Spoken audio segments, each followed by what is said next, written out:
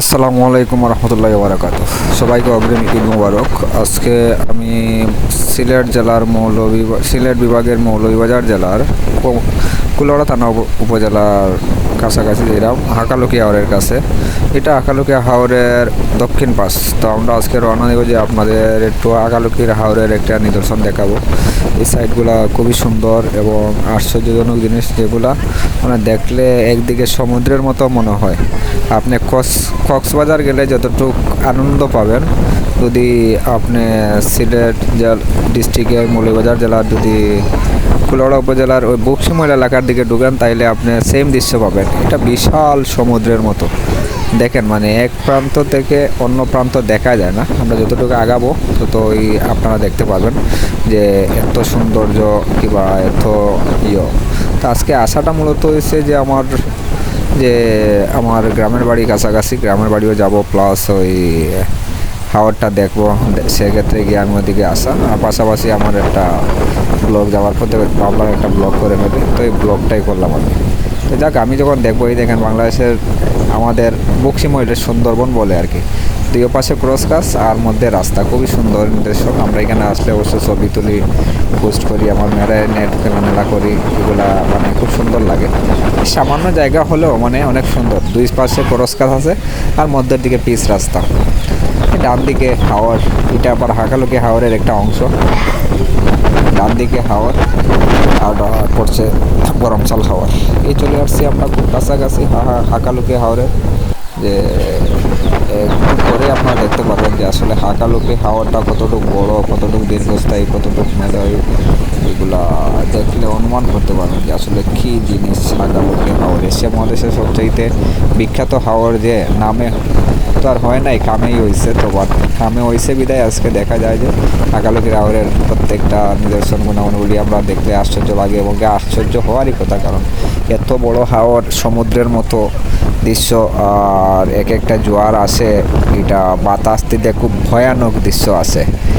এটা দেখলে আপনি ভয় তো পাবেনই, আর শা শব্দ শুনলে এটা অনেক ভয়ঙ্কর লাগে।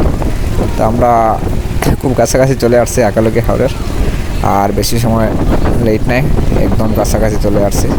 আপনারা গেলে পাবেন। এটা কিন্তু হাওরের নিদর্শন না, এখন হাকালুকি হাওরের নিদর্শন না। আমি গাড়ি চালাইয়ে যাওয়ার পথে আমার হাকালুকির হাওরটাই মিলিত উদ্দেশ্য যাওয়ার পথে। দেখি কী করা যায়। আজকে হয়তো অনেকই কাছাকাছি আছে, কিন্তু এই সময়টায় আসলে আপনি অনেক কিছু দেখতে পারবেন, অনেক কিছু, মানে সমুদ্র কী জিনিস আর পানি যে কতটুকু পাওয়ারফুল আর কতটুকু শক্তিশালী, তা হাকালুকির হাওরের এক প্রান্ত খাড়ালেই বোঝা যায় যে আসলে কি এই হলো আপনাদের প্রিয় পরিচিত হাকালুকি হাওর। দেখেন চোখে কি অনুমান করা যায় কত বড় বিশাল একটি হাওর। এই দেখেন, আমি জুম করে কাছাকাছি নিচ্ছি, দেখা যাক তারপরও কি দেখা যায়। এই যে একটা বাড়ি দেখা যাচ্ছে, এটা অনেক বড়, অনেক দূর।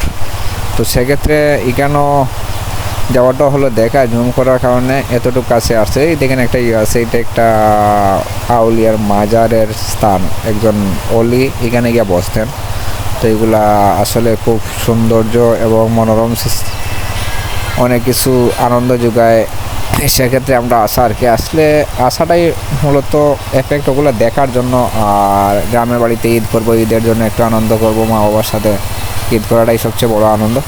সেক্ষেত্রে এদিকে আসা, আমি জুমটা একটু ব্যাক করলে বুঝতে পারতেছেন মানে কতটুকু দূর। এই দেখেন, আসলে দেখার মতো। তবে হ্যাঁ, আমার ইচ্ছা আছে সামনের দিকে গেলে একটু পানিতে সাঁতার কাটবো, যদি সময় হয়, সুযোগ হয়, তাহলে ইনশাল্লাহ কেটে ফেলবো, গাড়ি বন্ধ করে কেটে ফেলবো। এই যে একটা বাড়ি দেখছেন, এটা আসলে বাড়ি না, এটা একটা বাড়ির মতোই, কিন্তু এটা আমরা হযরত রাখাল শাহর একটা ঢের বলি। মানে উনি এখানেও আগে, আজ থেকে প্রায় অনেক আগে, ওনার জমানায় ওই পানির দিকে হেঁটে হেঁটে এখানে গিয়ে বসতেন একটা কলম পায়ে দিয়ে, এই ঢেরটার মধ্যে। আর ঠিক এর ডান পাশে ওনার মাজার এখনও আছে গ্রামের দিকে, কিন্তু এখানে উনি গিয়ে বসতেন নিরিবিলি একটা জায়গায়। এটাই হচ্ছে আসলে হাকালুকি হাওরে। এখন একটু মজা করে নেই, যেহেতু বলছি আপনাদের একটু মজা দেখাবো, কিছু ফুলাফান নাচানাচি করতেছে, তারপরেও আমিও চেষ্টা করবো যে আমি একটু নাচানাচি করার জন্য। তো দেখি তাদের নাচানাচির ফাঁকে ফাঁকে আমি একটু রেডি হয়ে নিই, রেডি হয়ে গেলে ইনশাল্লাহ চেষ্টা করবো যে আপনাদের দেখানোর জন্য আমিও কিছু নাচতে পারি। তো সেক্ষেত্রে হয়তো অতটুকু যে আধা কিংবা দীর্ঘস্থায়ী হবে না। এই একটা লাভ দিলাম মাত্র, দেখা যাক কী হয়। অনেক ভয় লাগতেছে, ভয়ের জন্য নাকে ধরে পড়লাম। যাক, এটা আমার আনন্দ এবং কি আনন্দের কারণে এটা করা, যে তারা যখন নাচবে আমি কেন নাচবো না। দ্বিতীয় স্টেপ, অনেক উপরে উঠছি, দেও লাভ, যা হয়েছে পড়লে বলো মরলেও বলো, পড়তে তো পারবো। ও হো, যাক, অবশেষে বেঁচে গেলাম, উঠে গেছি পানির উপরে। আরেকটা স্টেপ দেখাই আমাদের, এই এখন পড়ে যাব পিছন দিকে, দেখা যাক কি হয়। এই তো ড্রিম করে পানির মধ্যে। যাক, এটা আগে ছোটোবেলার অনেক দৃশ্যগুলো দেখলে অনেক ভালো লাগে।